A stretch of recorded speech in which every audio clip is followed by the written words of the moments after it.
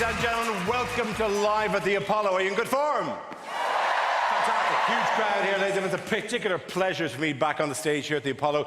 A few years since I've been doing this, a few years since I've been touring. One thing I have, because you're touring now, you get a little bit older, you're kind of going, what are we going to pass on? What are we going to pass on to the next generation? Like, particularly, what do we teach our kids? Because I'm kind of in the middle of all that at the moment. And I'm not going to give out anyone here who's a teacher or working in schools or the syllabus or any of that stuff. Good stuff. Fantastic. Good for you. One of you out tonight. The rest off marking. It's not the stuff you teach, it's the stuff that we teach, right?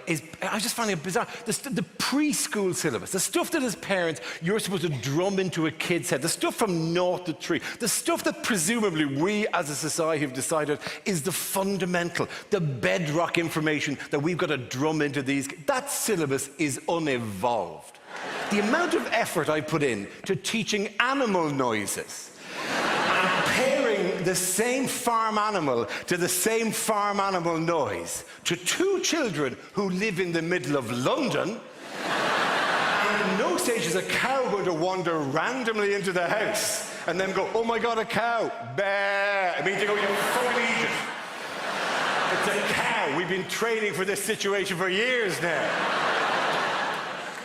Animal noises and ABCs. For those of you either before this or beyond this, ABCs are those big tick-page books with one word per page in alphabetical order, and they make perfect sense at the start of the book. Oh, they're magical at the beginning of the book. But when you get to the back of the book, when you start doing the freak letters, you are putting the same amount of effort into teaching words to your children that you as an adult know well they will never get to use as an adult.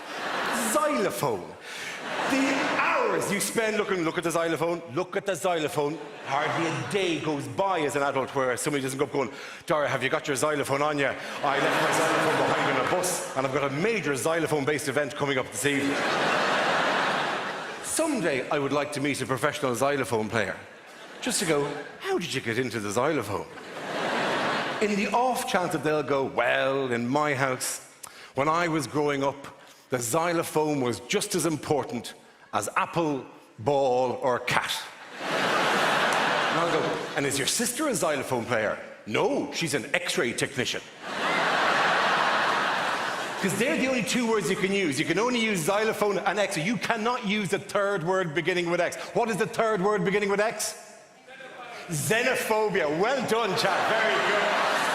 Xenophobia is the third word beginning with X. Xenophobia, the irrational fear of foreigners. I would give anything to have an ABC in which the word for X was xenophobia. Just to turn that page and go, look at those faces.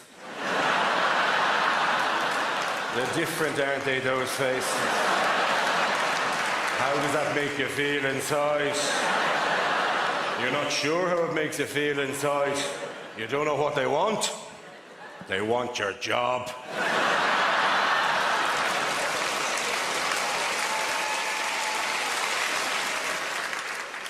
Then there are the things that we teach kids, and the only reason we teach them to kids is because our parents taught them to us. And I am calling bullshit on one of those tonight. Oh yeah. Specifically, elbows off the table. Excuse me, but what is the problem with an elbow on a table? A table is elbow height. It is the ideal place to stick an elbow. You can rest them, you can swivel them, you can use them as base camp for the rest of the meal, right? It is a fantastic thing to place an elbow. And the reason we say elbows off the table to our kids is because our parents said elbows off the table to us. And the reason they said elbows off the table to us is because their parents said elbows off the table to them, and frankly, that's how religions get started.